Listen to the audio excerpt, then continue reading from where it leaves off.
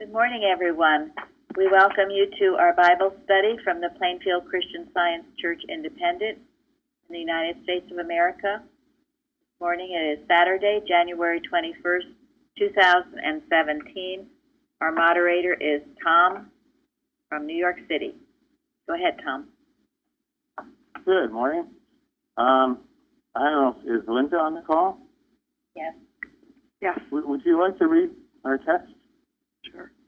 That'd be great. Thanks. I will be reading from Miscellaneous Writings by Mary Baker Eddy. Quote, "The scriptures require more than a simple admission and feeble acceptance of the truths they present. They require a living faith that so incorporates their lessons into our lives that these truths become the motive power of every act." End quote. Beautiful. Thank you. I thought that was beautiful. I mean, it talks about the importance of the scriptures in our lives, and it speaks directly to our topic today. You know, that these truths become the motive power of every act. Yep. Wonderful. Thank you. Absolutely. Otherwise, what's the point? Okay, so our topic today is tossed to and fro. So, but we're going to take a little side, a little diversion here, which is the first question, and we'll just dive right into toing and throwing. You all love to do, I guess. Okay, where is Tarsus?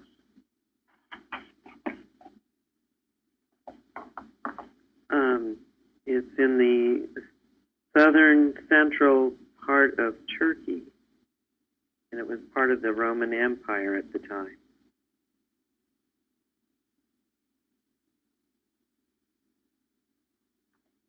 What else do we know about Tarsus? Paul was born in Tarsus. Yeah, hometown of Paul, and it was the cultural, intellectual, learning center of the ancient world. Yeah, it was one of the major cities of the time. Supposed to have good schools. Yeah, where Jewish citizens of Tarsus were granted Roman citizenship. There are 5 biblical references to it, and they all relate to Paul. And it's the capital over the Roman province of Cilicia. I'm sure I'm saying that right. That Roman citizenship sure came in handy for Paul at one point in time. Yes.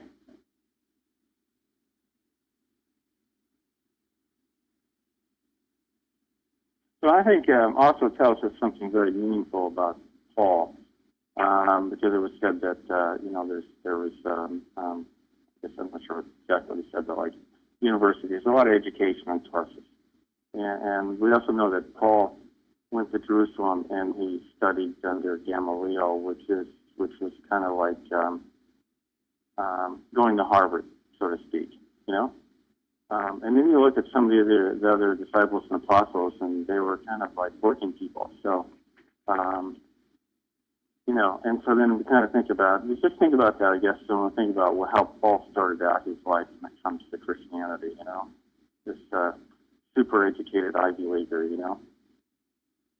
tremendous background, I guess, Yeah. It's true, and he tells us. Something I read years ago, which I thought was very interesting, is when the Northern Kingdom was conquered by the Assyrians, and they took a lot of the Jews from the Northern Kingdom and took them back to Syria. I'm not quite sure of the borders, but a lot of them ended up over in sort of the eastern part of Turkey, kind of where Tarsus is. So there's some thought that a lot of Jewish communities in Turkey, came from that. Paul was of the tribe of Benjamin, so anyway. Just.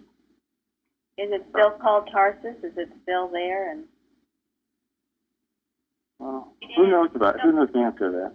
Wait a sec. Go ahead, Sari. It is, and it has another name. Oh, it does have another name. I see. Do you know what that name is by any chance? Can't say right now, but when I was in Turkey, you know, the Jewish people of Turkey, basically, like all the Lebanese Jews, that's where Judaism began, you know, in that area. And if you ever go to Mardin in the southeastern corner, this is where, you know, Jesus also walked around. There were just different names, you know, Sidon, or it's still Sidon in Lebanon, you know. So Syria is actually the heart, or so to say, where many of Jesus and other prophets spent time. Thank you.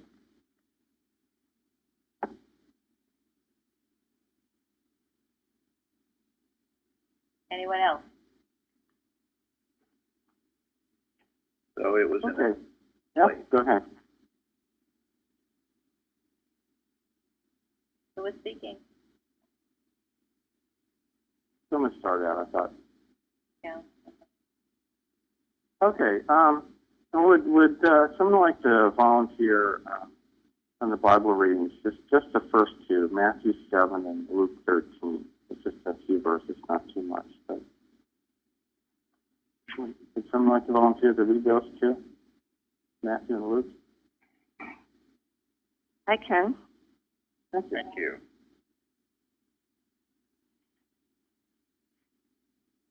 Matthew. Therefore all things whatsoever ye would that men should do to you, do ye even so to them. For this is the law and the prophets. Enter ye in at the strait gate, for wide is the gate, and broad is the way that leadeth to destruction, and many there be which go in thereat. Because strait is the gate, and narrow is the way which leadeth unto life, and few there be that find it. And Luke also, strive to enter in at the strait gate, for many, I say unto you, will seek to enter in, and shall not be able. Wow, thank you. Thank you. Shall not be able.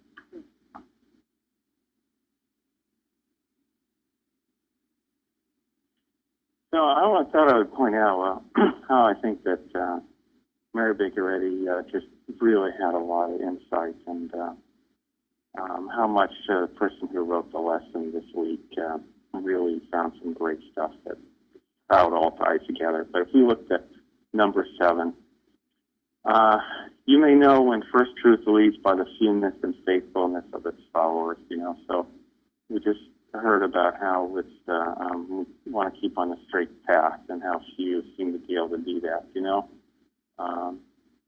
But she goes in, I think, to tell us how to do that. But anyway, I thought that was interesting. Yeah, it's very interesting. Thank you. That's a good connection. And I was looking into Spurgeon again, and one of the things he says, the devil's not fighting Christianity so much as he's joining it. Now it's even harder, in a way, to discern ecclesiastical despotism in high places. I mentioned to a few of you, and maybe I mentioned it here, this movie DVD called The Lamp in the Darkness, which is the history of the Bible. And it brings out the fact right after all of this wonderful gospel and the time of Jesus and the spread of Christianity, the unity that Gary read about on Wednesday, up rose Romanism. And it sought to copy, to be a replica of the truth, to deceive many. And I guess it did deceive many, but it didn't deceive everyone. But the ones it didn't deceive, they went around pretty much methodically, martyring them, killing them, and also burning, destroying the Bible. To watch this movie, you have to be well-grounded because it's a little horrific. The way that the Bible has always been that the Antichrist wants to rid us of our Bible. It's working now, it's seeking now to rewrite it, to make it a international Bible. It takes out the word Antichrist. It's working to have no revelation in it. It wants to make it very palatable, so it has no clout So you Well, all hang on the to American Standard Version that is used in all the Episcopal churches brings it down. It leaves out the inspiration. Yes. This movie brings out as well the toil, the work that was done with the King James Version, how accurate, how they worked. They had all these great scholars in one place for a long period of time to make it as true to the original gospel as possible. It also talks about the rise of Jesuits, and that they, at the beginning, they were a group intended to kill and destroy the Bible and Christianity, and that, according to this, it still operates. They work in secret, and they infiltrate. They infiltrate every area they can get to. And this is not person. I mean, it probably wears many names. It changes its names, as you can well imagine in your own thought. It wears different names. Still the Antichrist. It's still animal magnetism. It is still neither person, place, nor thing. But you have to see it and know what it is. And we find it. I mean, it's as close to us as the BOD. There. It's operating. And just please have your eyes open, because I find it so almost astounding that people can be so asleep. And that's also in the lesson, isn't it? That where the world is asleep, sleeping away the hours, dreaming in infancy, right? Not seeing what's right before your very eyes. Because the whole nature of it is to mesmerize you so that you do not see it. And again, we are not warring against people, but ecclesiastical despotism in high places, the counterfeit, and it has no real power unless we are asleep to it, and then it seems to work. And it seems to work a lot. And so we do have work to do. And what does Mrs. Eddy say? What were you quoting, Linda, in her remarks on 4th of July? She was talking about that she believed strictly in the Monroe Doctrine and in our Constitution and our God. Yes. This was that she does this in the 4th of July address. She talks about our enemies are working ceaselessly, and are we going to be equally in earnest and doff? Sorry, I got the wrong one. I misunderstood. That's okay, that's all right. Doff our lavender kid zeal, and we must, and you must. And this is the importance of our unity watches and your individual watches. And if you are not doing them, well, you are going to be held accountable, okay? Mrs. Eddy says that too. If you think you've got something more important to do than this watch, this work for God, then I'd like to know what it is. Amazing how Mrs. Eddy picked the 4th of July to give that very strong statement. I can just imagine at the time people were so happy and celebrating freedom and celebrating partying and whatever. And then she comes on to say, you know, your enemies are working ceaselessly. How about you? How hard are you working? Yes. What about now and of our time? And many of us can say right now seems to be okay. Okay, well, maybe it's okay for you, but it's not okay for a lot of people. And also, what about our future generations? What are they going to have unless this work is done? And there always has to be a small group of wise thinkers. I'd also like to say that this appearance of things being okay is part of the trick, the subtlety of error creeping in. Because, like you said, they want to take the cloud out of the Bible. Why? So that they can just operate unopposed. They want to leave the feeling with, oh, things are okay. So they can go ahead without being opposed. It takes an independent thinker to see what's going on and say and do something about it. And if any malicious intent comes to this church, it'll either be healed or removed, because the power here is so great. You do not, as this week's lesson says, you can't prick against the... You Hard can't to kick kick against against pricks. Can't kick against pricks. You should be thankful for those pricks. Those pricks are the things that keep us in the straight and narrow way. Yes. People fight against them. They should be going along with them. Doesn't Paul say pulling down of strongholds and everything that would counter truth, something like that? Yes, he does. He speaks very strongly about it. And the fact that he could be converted shows that anyone can. And anyone who comes to our church with a malicious intent can only be healed and blessed, because that's the power of the truth. It's God Almighty. It's no person working. God. And I come to church on this malicious intent. Something to think about. My grandmother led a society down in a small town down in Virginia, and I had someone come in and who thought that things could be done better, and so they really stirred things up. And it was kind of like with all good intent, but it was a small southern town, and there was, it was actually kind of difficult. And he thought he would make everything better, and ended up destroying the society. Yes. That's... I don't think he knew what he was doing, frankly. You don't think he did? Well, No, and he was just operating for someone else. He was a channel of it. well, and the thing is, in situations like that, what is it that we have to be aware of or be alert to? It's the human mind. Always. I mean, it's not the specific ideas. It's the human mind. When the human mind rears up and tries to take over, regardless of how it tries to take over, it's always a bad thing. Tyranny wears many faces, comes in many forms, but underneath, it's all the same. Tyrannical control. Yes, absolutely.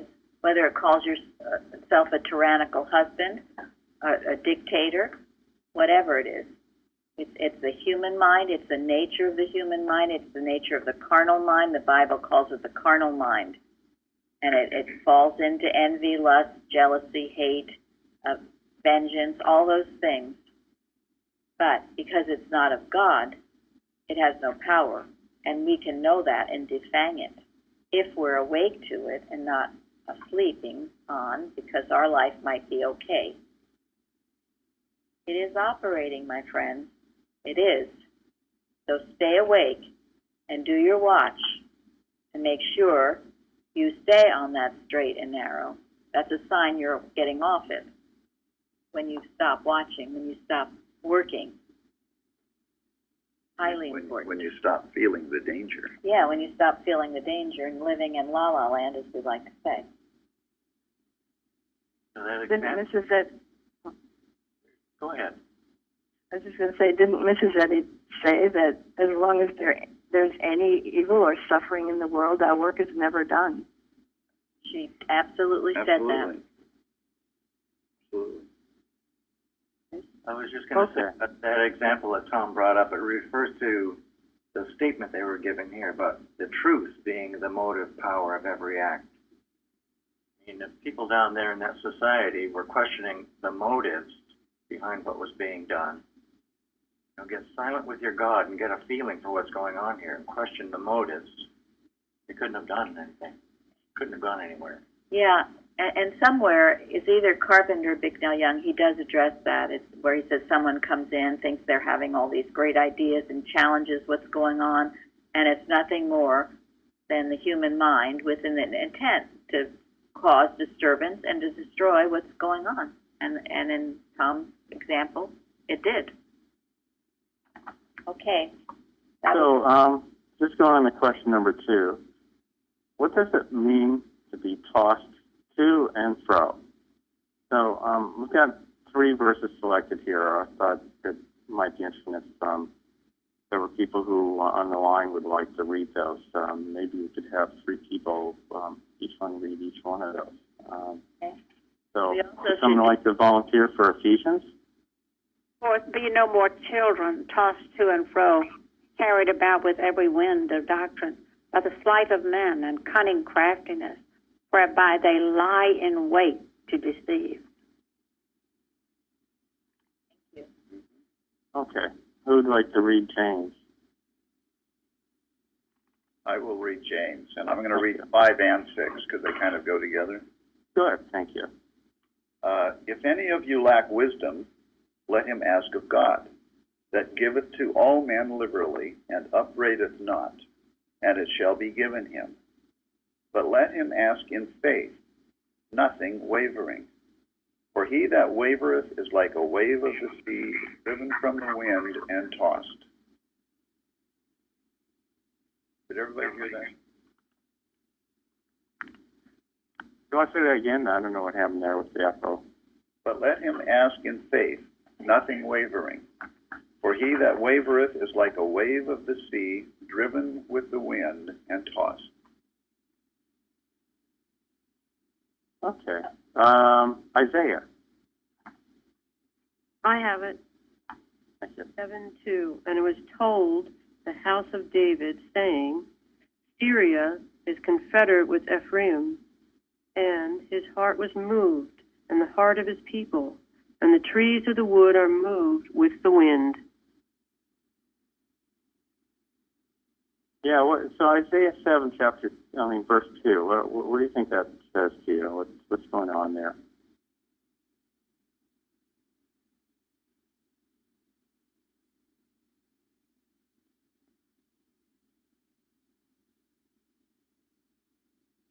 Well, here,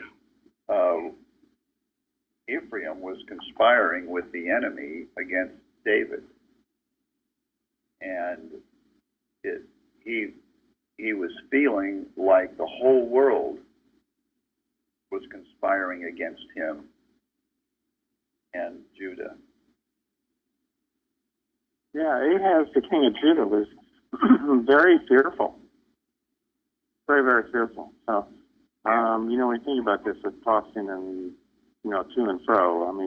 So here was the king who was very, very, very fearful, and he turns away from God, when he became fearful. That's what causes the to and froing, as you said, some toing and froing. I like that. Toing and froing. Yeah, he went from to fro.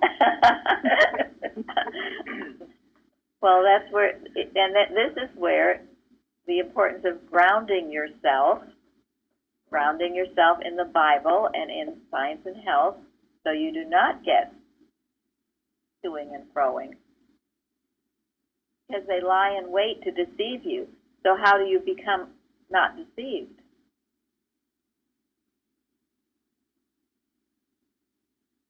You need to be tough with the truth. Thank you. Yeah, with the truth is very important. I'll read something from Matthew Henry, this is in commentary, Ephesians 4:14. He said, unto every believer is given some gift of grace for their mutual help. So, one could think about staying on the narrow path, being tossed to and fro, and it's very, very difficult, okay?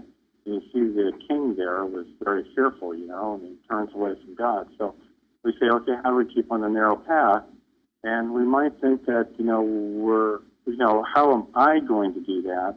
And we lead ourselves into trying to stay in the narrow path by human will, And Matthew Henry is saying here that, unto every believer is given some gift of grace for their mutual help.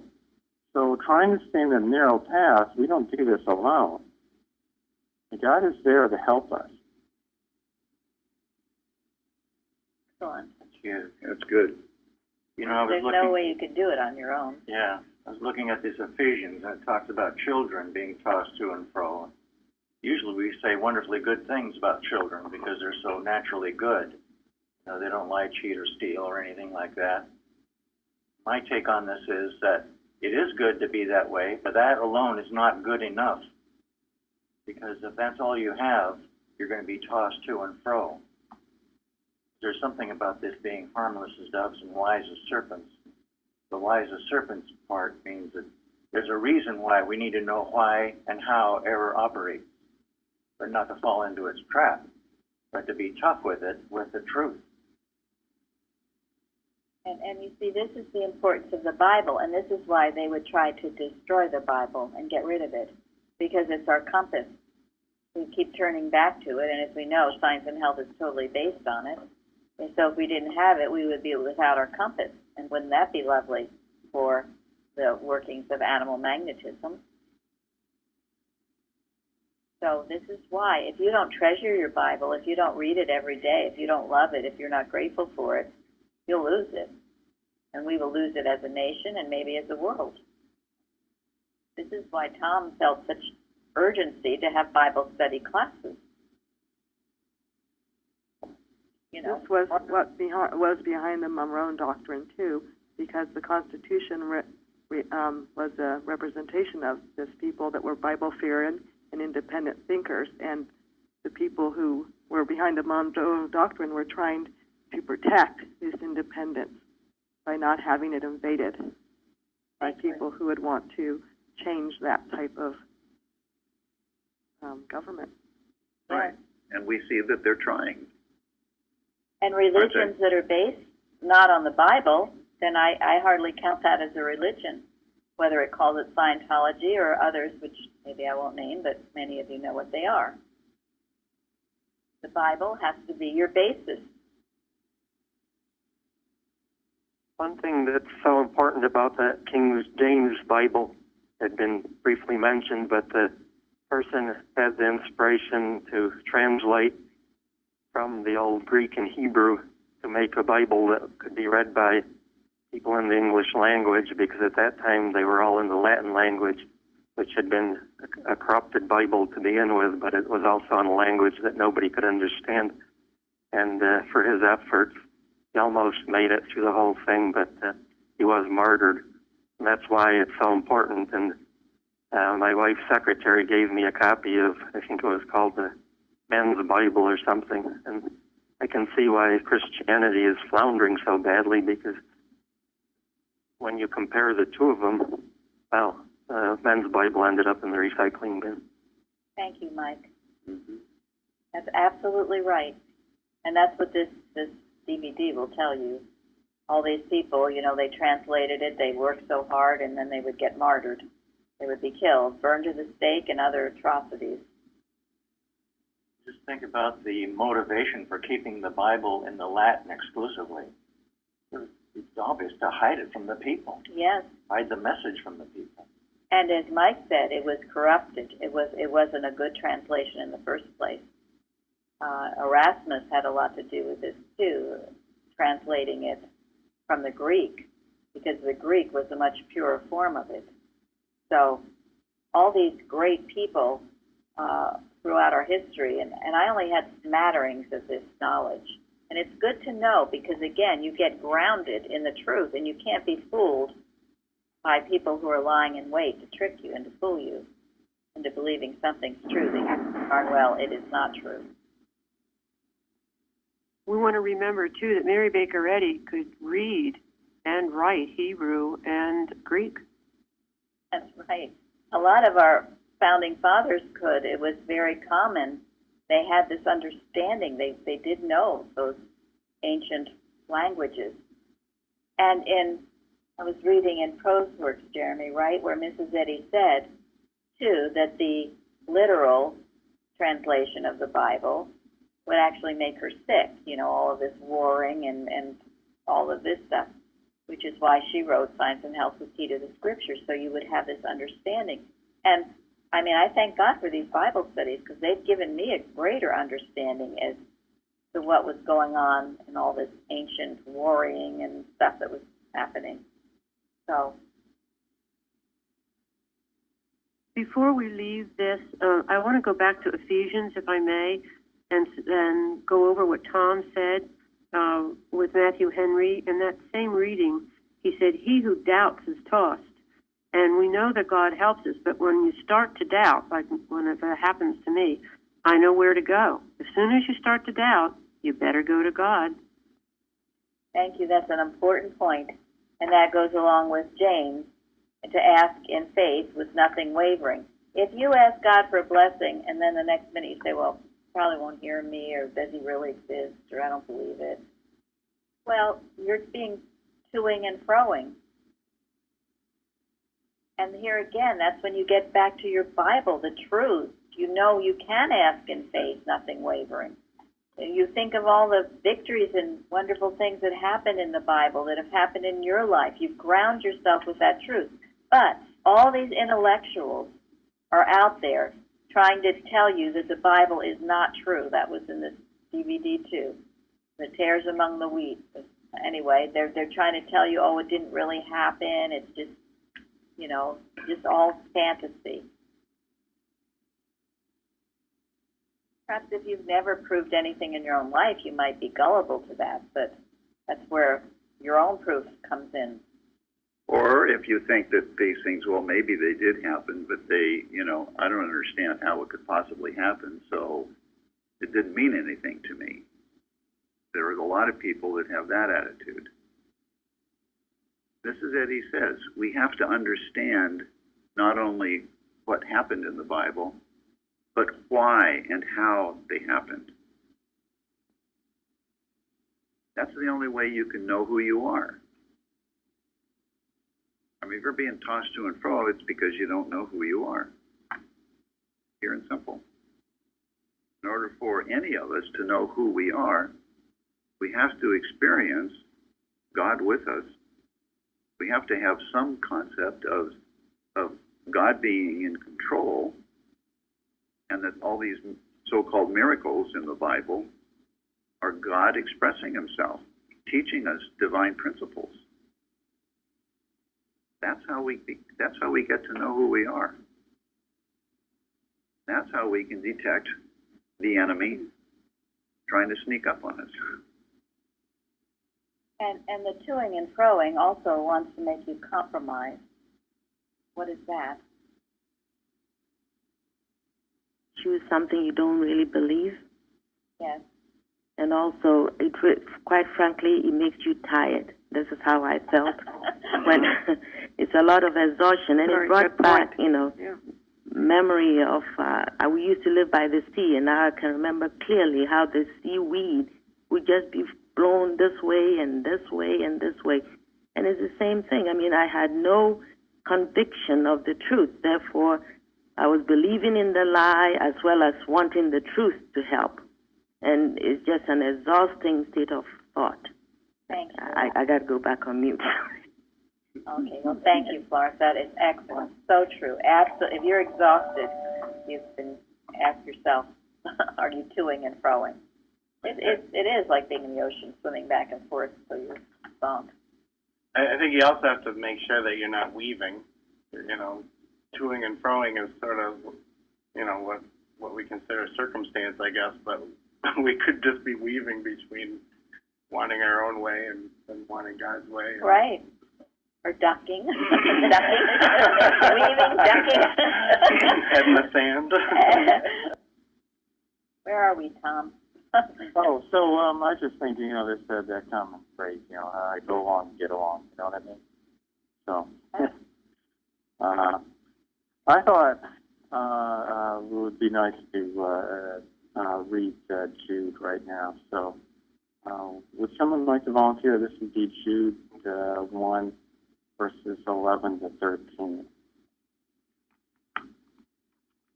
Jeremy has it. I have it. Woe unto them, for they have gone in the way of Cain, and ran greedily after the error of Balaam for a reward, and perished in the gainsaying of Kor. These are spots in your feast of charity, when they feast with you, feeding themselves without fear. Clouds they are without water, carried about of wind, trees whose fruit withered, without fruit, choice dead, plucked up by the root, raging waves of the sea, foaming out their own shame, wandering stars, whom is reserved the blackness of darkness forever. That's quite a quote, Tom. I don't ever remember reading that one. Almost frightening, almost, you know? It is. Quite a picture. I think Yeah. That was it. And it should be. It should be. Yeah. Where the toing and froing leads. must be a reason why Jude is right before Revelation. That clouds without water reminds me of the drought. You know, it's like all show and no go. Right, thank you. You know, it's interesting, too, about the straight and narrow where they say you're not able to get on it. Why would that be?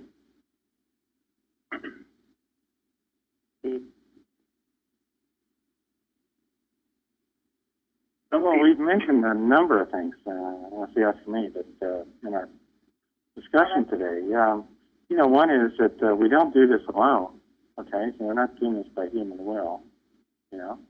Okay.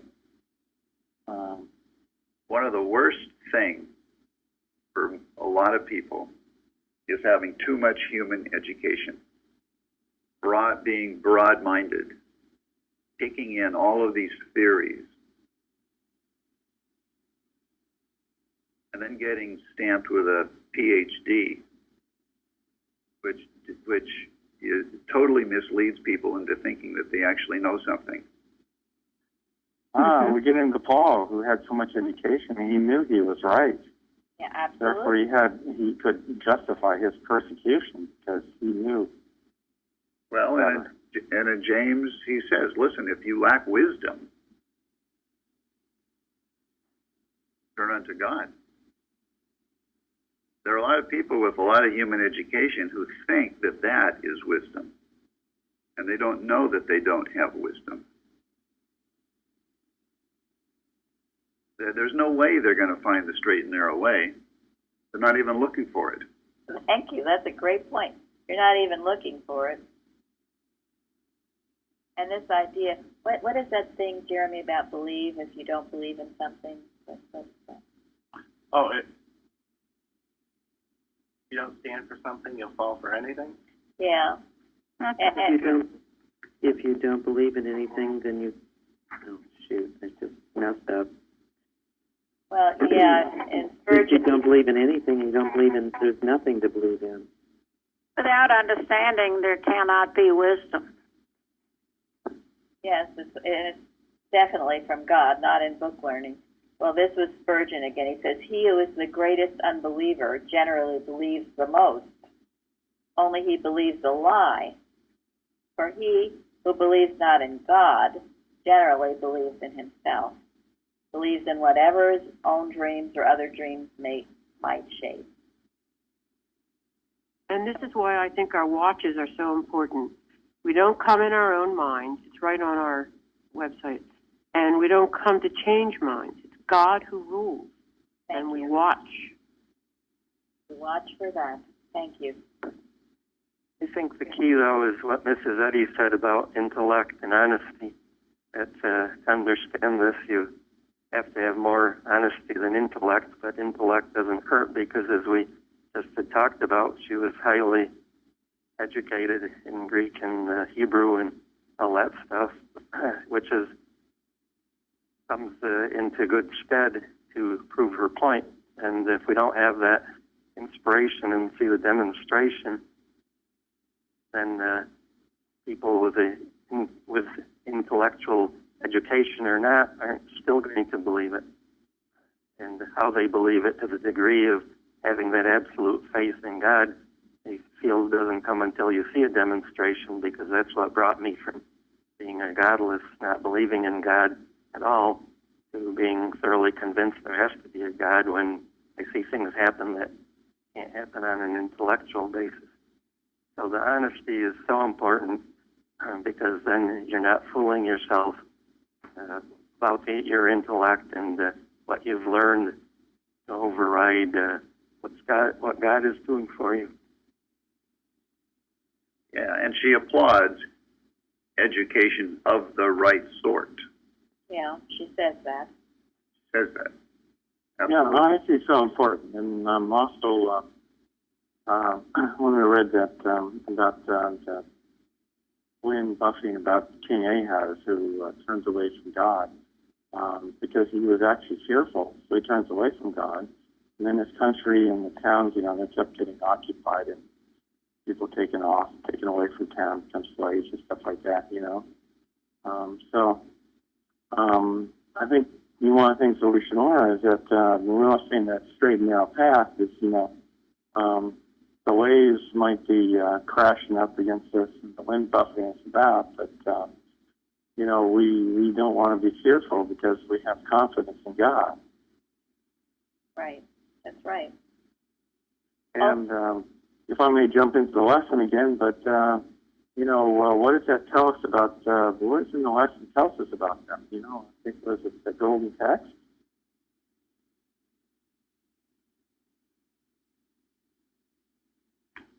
God being the rock? Yeah. Right. Right. And and there are other things that, Building the house on the rock. try the spirits. I mean, think about a rock in the middle of a raging stream or off the shore in the ocean, it's getting buffeted with all the waves a lot, but what happens with the rock, Stands. Right. Another thing that I think I struggled with that took you to and fro is this kind of kumbaya.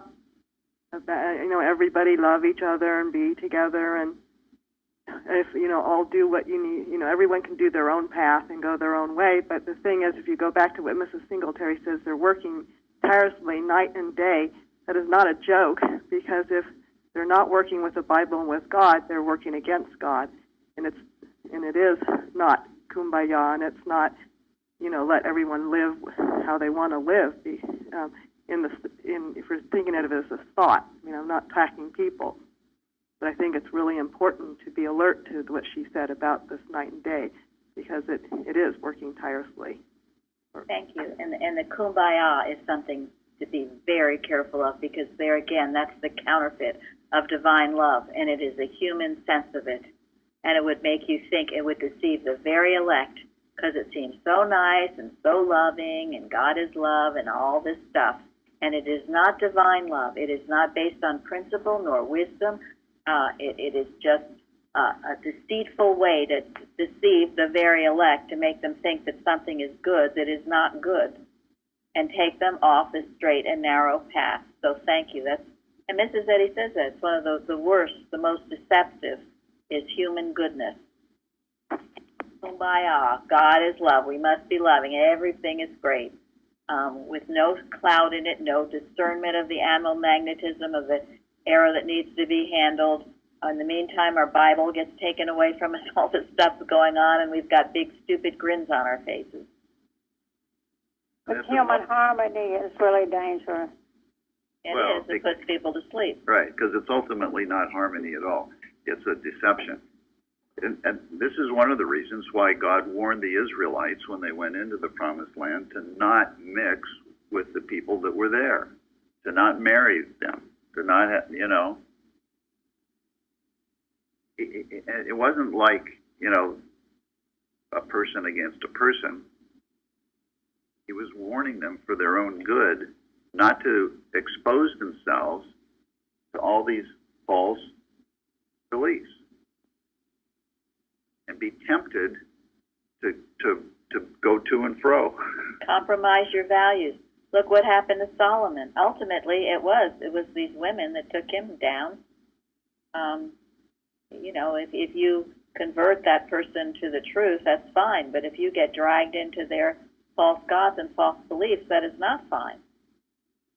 You've got to be aware of it. You can't kumbaya your way through life. You've got to have a clear sense of who and what you are. And when you do that, you dispel the lie that says, I guess Shardy was talking about it in our watches, that there isn't any other mind or any other existence or creation. There is only the one mind, and we all are governed by it. Period. There's no division. That's the ultimate truth. That is the rock that you cling to in the Bible and in Science and Health. That is the truth. That dispels the lie. But So, it's not. I think something else to think about is what we read in Jude about the gainsaying of Korah. Yeah, what was that about? All this sort of murmuring, just to go against something,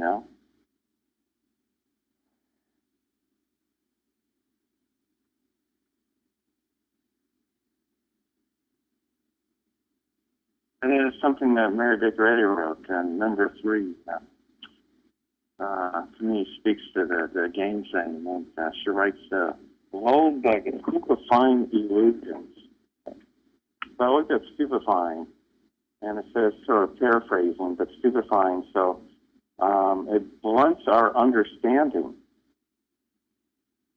So we're going to listen to all this gainsaying, and then we're going to be stupefied, and our understanding is going to be blunted because we're not listening to God. We're listening to this other junk. Yeah. There is a calendar statement, actually by Mary Beth. It says, "You are either standing for truth or falling for error." Yeah, there's no in between. And the wishy-washy stuff would have you think there's a great, big, huge in between, and then you fall for error. Right. It would have you think that there are 50 shades of gray. I like what Tom said about using the word blunt. It blunts your understanding. This is the opposite of sharp. If you're listening to God, you are sharp. If you're listening to the mile-wide middle ground, you're blunt. And many people occupy the middle ground. I mean, it's very disturbing in human life. Yeah. Yes, we do sometimes, don't we? Yep. So I saw it go on this number 3, and actually I think we've been talking about this, but how does one respond to persecution? And maybe just think about, persecution, whether being tossed to and fro, but, seems like they're being attacked. But, anyway, what are people's thoughts on responding to persecution? Well, different people respond differently, don't they? Some respond by just becoming very quiet and reserved. Some become very fearful.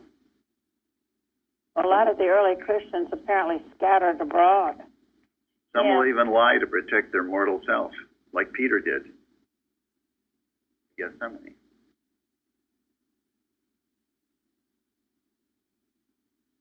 But some will speak out even more loudly, not afraid of the consequences. They're the ones that we read about.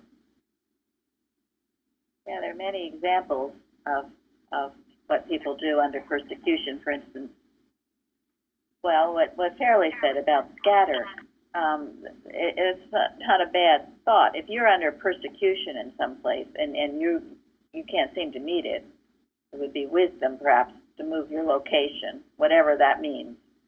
For instance, if you're an abused wife, you don't just stay there and take it. You get the heck out of Dodge. So scattering, yeah, sometimes you need to move, to take action. Then there was the persecution of Stephen. He was martyred, and what did he do? He spoke up. He forgave. He was so, loving. Yes. He prayed for them. He did. And what did that lead to? Paul's conversion. It did. Yes, it did.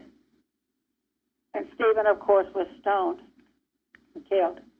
Yes, he was. But his last words were in forgiving Saul, who saw that forgiveness, and I'm sure it struck him, and he converted. And then look what Paul did in his conversion. So persecution can be used for many great and good purposes if you take it properly. And it's very hard. It's interesting. there's a very long sermon by Spurgeon again, and it's called "What If Thy Father Answered Thee Roughly?" And it's from 1 Samuel, where it's the story of Jonathan and David. And Jonathan wanted to be loyal to David, but what was his problem? Saul was his father. Yes, Saul was his father, and Saul hated David and wanted to kill David. And so David said to him, well, what if your father answers thee roughly? And Jonathan said, well, I don't care if my father answers me roughly. I'm going to be loyal and support you no matter what. And so the question is, what if your father answers you roughly? What if your children answer you roughly, or your husband, or your aunt, or your person that you work with, because you have taken some kind of stand for Christian Science, if you will, or some stand you've taken? Or for anything right. For anything right. What if they answer you roughly? Well, the answer is you have a heavenly Father that does protect you and takes care of you, and He's the one that you answer to. It doesn't matter if others answer you roughly or tell you you're stupid or what are you doing or why are you going to that church or why are you reading the Bible or why are you going to Bible study. You rejoice and be exceeding glad in the path you've chosen. Thank you. Well, speaking of Saul and David, let me tell you a story I think that I find helpful for me. Saul was, and both of them, Saul and David, there were situations where they were both under extreme distress. So Saul was being attacked by the Philistines, and they killed his sons, and he was afraid of being captured. And he was greatly distressed, and you probably all remember the story where he turned away from God and turned to some familiar spirits, And the end result is, his sons are killed, and then he killed himself, Now you take David, there was a time when he was greatly distressed, and he was actually living the life of a bandit, where he was attacking towns and killing people and stealing stuff like that, So, there was a time when he was off with the Philistines, when he came back home, all the women and children that he had left at home had been taken, and all their goods were taken too. And so he had 600 men. Now, he'd been living a very tough life being bandits, and so these 600 men, they were battle-tested warriors, and they were so upset that all the women and children were taken that they just wept and wept and wept. And then they wanted to kill David.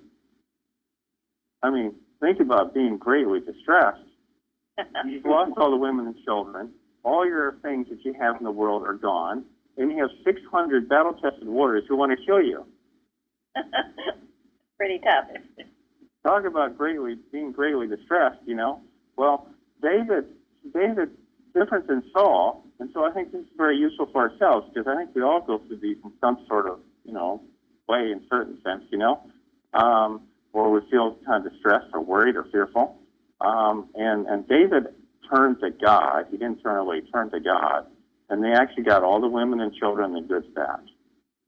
And this ultimately led to him being made king of Judah, But what a turnaround. Yes. He encouraged What a turnaround. the Lord, yes. Quite the difference. I felt that when I read the responsive reading on the lesson this week on Psalms, he sent from above. He took me. He drew me out of many waters. That can probably be said of all of us in Christian Science. Many of us have to go through the same waters twice, again and again, because we haven't learned the lesson. Right, thank you. That's what our God does, just as He did for David.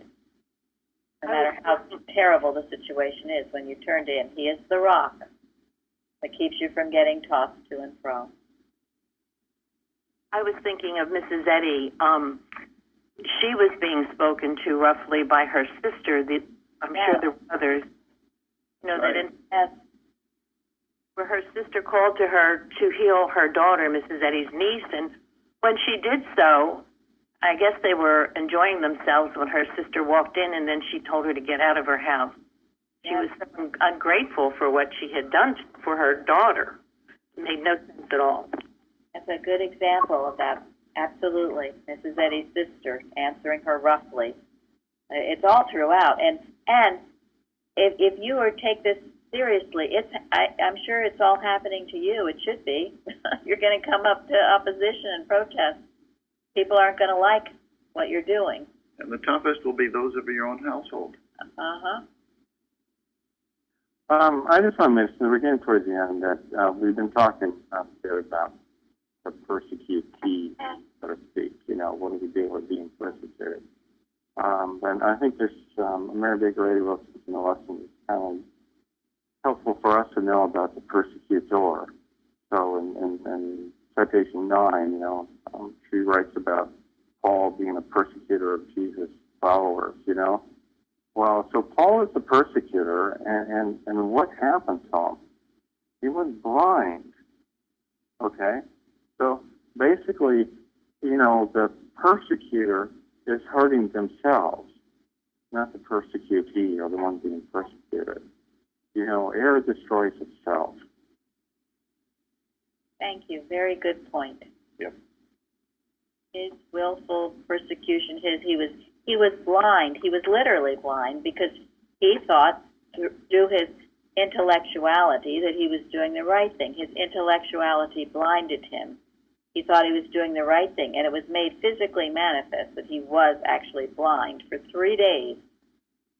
And it said he fasted and was blind. He had a terrible struggle for those days until he was able to see what he had done in persecuting the Christians. Then he got his sight back. Intellectuality is the bane of Christian Science. The intellectualism fell off, the scales that fell off. They are the scales that fell off. I would like to say one thing about Mrs. Eddy and her, you know, she was well taught in the schools, but she said herself that she had to unlearn everything that she had learned when she began on this path of science and writing Science and Health. So even she had to dismiss all her preconceived notions and start afresh, humbly, like a little child. Go ahead. Well, that's where the honesty came in, because she was honest. What I was saying on that was that she definitely, education helped her, you know, not the preconceived notions, but the understanding of Greek and Hebrew. And one of the things that she teaches so well in Christ Jesus also, which Tom's little talk here just made me think, was that what actually saved Paul then was the love of the people he was persecuting, the love of Stephen and the love of all those people. So when we're being persecuted, this is that he teaches us we have to love our enemies. Yes, I'm sure that's absolutely right. Love is a liberator. Yes. So did we answer number 4, Tom, or are we? Well, I think we sort of run out of time, but I think we had a great discussion. But if you want to tell us, answer that. So the question is, then, how did Paul change? Because remember, think about it. You know, with Saul was greatly distressed, and he turned away from God, and then he died. And David turned towards God. So this is very important, you know, when we go through persecution. So this is actually a very critical question. So how did Paul change?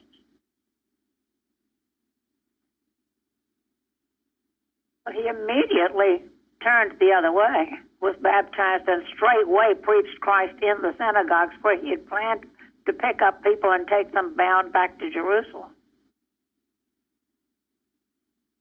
Well, one of the changes in Paul was that he discovered the truth that he had been longing for a long, long time. One of the things that did not change about Paul was his honesty. He was always honest. God was able to help him along the way in his quest for the truth. Yeah, and that goes back to Mike. I mean, honesty is so crucially important. Even when he persecuted, he was being honest. He thought he was doing the right thing.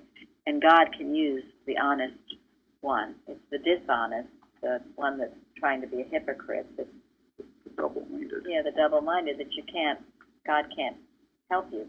You've blocked it out. You have forfeited divine help by your dishonesty. That's why you can't ride two horses. That's why you can't compromise. That's why you can't think, well, I'll be this way under in this situation, but then in that situation I'm going to change. You can't do that. It'll catch up with you. You might think you can, but it will catch up with you because it's basically dishonest and you're forfeiting divine help. Well, Paul is a wonderful example as to what to do under persecution.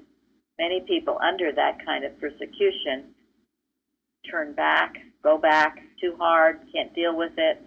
Maybe they'll go a while, but then they break under that pressure. But if you can bear it, the fruits are incredible. If you can bear that, and look at the fruits with Paul. And did he ever stop being persecuted? I'm not sure he ever did, but what did Mrs. Eddy tell her students when they were under persecution? Lead sweetly. Thank you. Don't return cursing for cursing or hate for hate. You bleed sweetly. You bow your head and let the arrows go over your head and not through your head. Every Christian that will come and face it, it seems to be one of those things that happens. And I'm sure that Paul knew it would happen to him because he had been on the other side, and he knew how vehement the persecutors were. So he knew what to expect.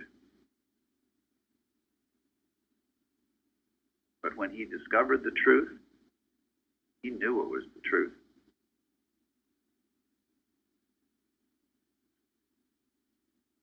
Nothing that never changed with Paul was the fervor of his convictions. He was not a lukewarm. Thank you. No halfway position. He wasn't compromised like we talked about earlier. Yeah, he couldn't be compromised. He was not lukewarm. He felt so strongly. And then, because of this, he blessed so many people, and he's still blessing us today. And his experience was very radical. I mean, falling to the ground with this light and this clear message. Yeah, and our experience should be just as radical, because the truth is urging itself on all of us all the time. And if we are open to it, it should be changing us as well, every day. And it's not always going to be comfortable. It will often be very uncomfortable.